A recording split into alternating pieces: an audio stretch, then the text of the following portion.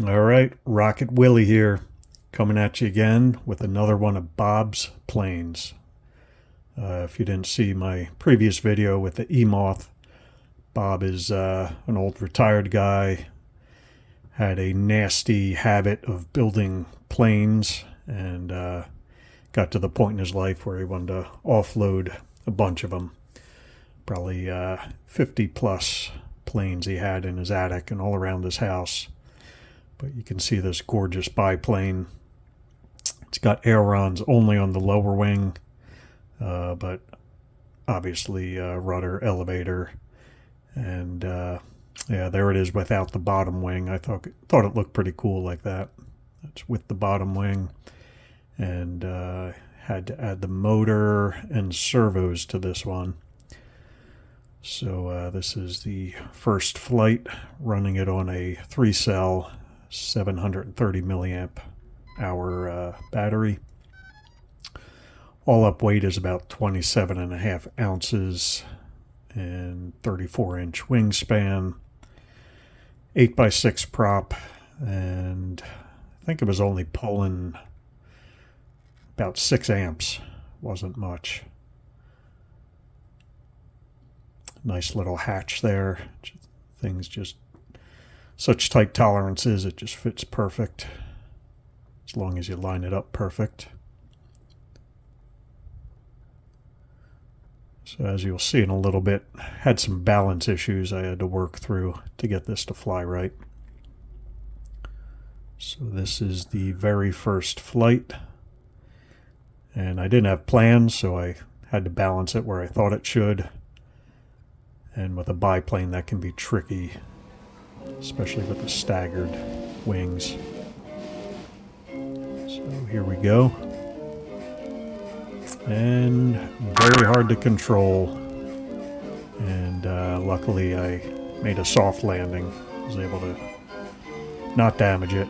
Here's try number 2. I didn't change anything here. The only thing that's different is I knew what to expect. So very violent up and down pitching. Just playing with throttle and elevator here to try and get it to fly straight. But the thing was a major handful. Turned okay, both directions. Here you can see I finally got it figured out. It seemed to fly much better slow, almost to the point of stalling. That's when it flew best. Just really slow, which is nice because scale-wise it looked pretty cool flying that slow.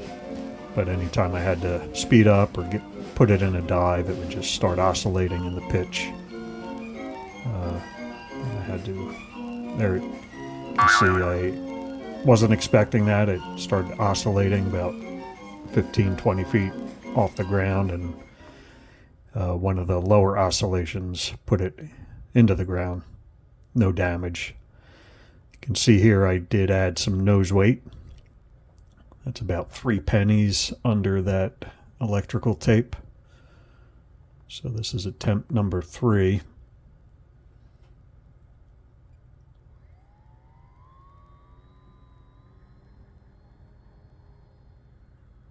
And that really did the trick. Not perfect, but so much better. It still has some oscillations, and if you're not careful, it'll go into really big oscillations, but for the most part, it's now under control and flyable. It's pretty calm this day, so good day to work through the bugs on this one. So yeah, eventually third try, got it flying good with the nose weight. I was able to later put the pennies into the cowling, so obviously you don't see it. There you see a little oscillation, but slow it down, let it glide, and calms down. Really pretty plane.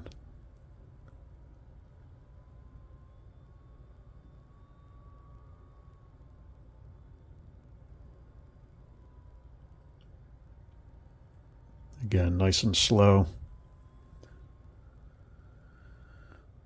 There's some oscillation. You know, if you want to climb or dive, you got to be ready to deal with that.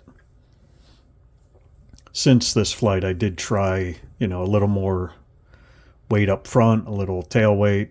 Tried a different prop, and none of it helped. Everything I did made it worse. So I'm just sticking with this. I did add a lot of down elevator, I believe, since this flight, and that helped a lot. And it was the smoothest landing I could expect for such a crazy handling plane, but overall, great plane. Another winner from Bob.